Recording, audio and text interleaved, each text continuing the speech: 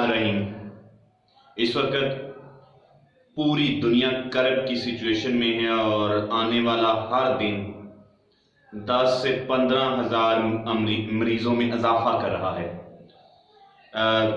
हमें भी मीडिया ने शोर शराबा करने के बाद 50 अरब डॉलर की जो अमदाद है उसके रस्ते आसान कर दिए। दरअसल ये कारोबारी जंग थी और इसमें अमेरिका कामयाब हो चुका है। उसने एक प्लान के तहत जब America black Sunday, cyber Monday जैसी सेलें लगाने से भी सिर्फ $5 बिलियन कमाता था और चाइना घर की प्रोडक्ट बेच के दुनिया से $14.5 बिलियन रोजाना के कमा रहा था। अमेरिका ने बड़ी कोशिश की कि वो मुख्तलिफ महाजों पर चीन को रोके, लेकिन वो नाकाम रहा।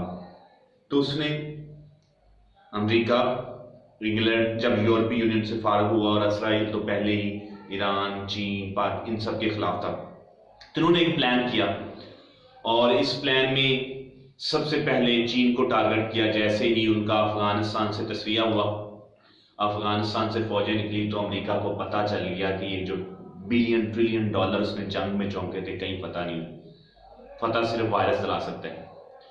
उस वक्त चीन के शहर वुहान में अमेरिकन फौजें ट्रेनिंग पे आई हुई थी। वो निकलती गई, वहां वायरस आ गया। अब वायरस वहां आया तो हुआ क्या कि चीन दबाना चाह रहा था कि उसे काबू करे, कंट्रोल करे, उसका हल ढूंढे। अमेरिकी मीडिया ने शो डाल डाल के पूरी दुनिया को बताया, बिल्कुल उसी तरह से जैसे गांव के दूर दराज इलाके में किसी एक औरत का थोड़ा बहुत कोई बात निकल आए तो वो गांव में इस तरह के फैल जाती है कि वो बेचारी बाहर निकलने के काबिल नहीं रहती। या उसे इतना बदनाम किया अमेरिका ने कि जैसे बदनाम औरत के पास कोई खड़ा नहीं होता, साथ वाले पूछेंगे कि कहती सी क्यों खड़ा सी। यही हाल चीन का हुआ। उसके मीडिया ने इतना ववेला किया कि वो मुल्क जो सुई से एटम बम तक पूरी दुनिया को रोज का बेचता था, उसकी एक टके की चीज कोई खरीदने को तैयार नहीं।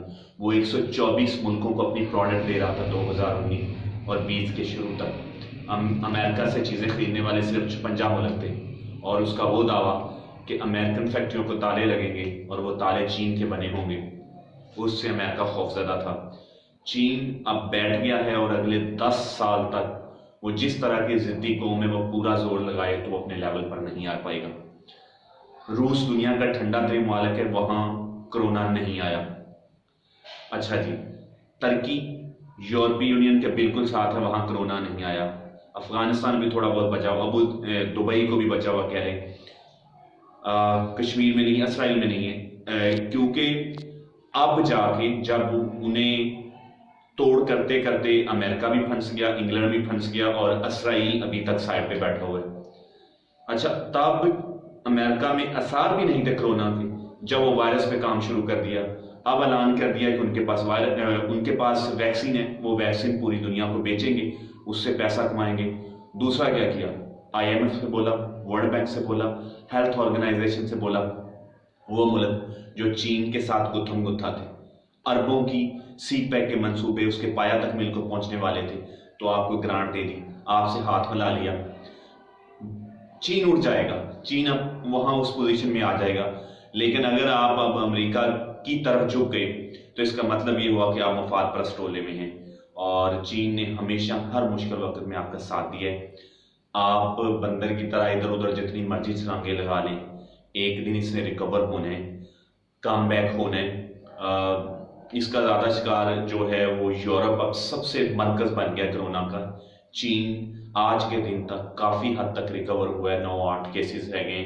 वो मुल्क जहां 80,000 से तजावज कर गए थे, वो मुल्क जहां 3500 से ज्यादा अमवात हो चुकी हैं, वो रिकवर कर रहे हैं। लेकिन अब यूरोपीय यूनियन फंस चुका है, स्पेन इटली का बुरा हाल है और हर मुल्क लॉकडाउन कर रहा है और आपका मुल्क जो है वहां पे भी 110 तक आज की शाम तक केसेस हो चुके हैं। अल्लाह का शुक्र है यहाँ कोई मौत नहीं हुई और उसमें से भी ज्यादातर 90% या 95% या मैं तो इसे 99% वो केसेस कहता हूँ जो आपने मुख्तलिफ मुल्कों से आए हुए लोग यहाँ आए और वो वायरस को लेके आए, वो जिस घर में रहे हैं उस घर में उस वायरस को फैलाया, वही के वही केस हैं। और दूसरी बात, जो लोग ये कह रहे थे साइंटिस्ट ने उसकी सख्ती से तरदीद की कि अगर आप ये सोच रहे हैं कि ये सर्दी का वायरस है तो अब गलत है, गर्मी के आने से मर जाएगा, गलत है।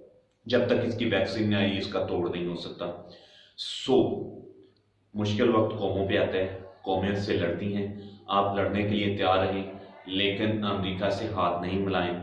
चीन आपका कल भी दोस्त था और आने वाले कल में भी दोस्त है। उसने जितनी इन्वेस्टमेंट एक छोटे से मुल्क में की है कहीं भी इतनी नहीं की। आल्दो उसके मफादात हो सकते हैं लेकिन आपकी मुआशरत को उठाने में उसका बुनियादी रोल रहा है। सो बुरा वक्त निकल जाएगा लेकिन अच्छे दोस्तों को गवाते नहीं हैं। थैंक यू वेरी मच, बहुत शुक्रिया।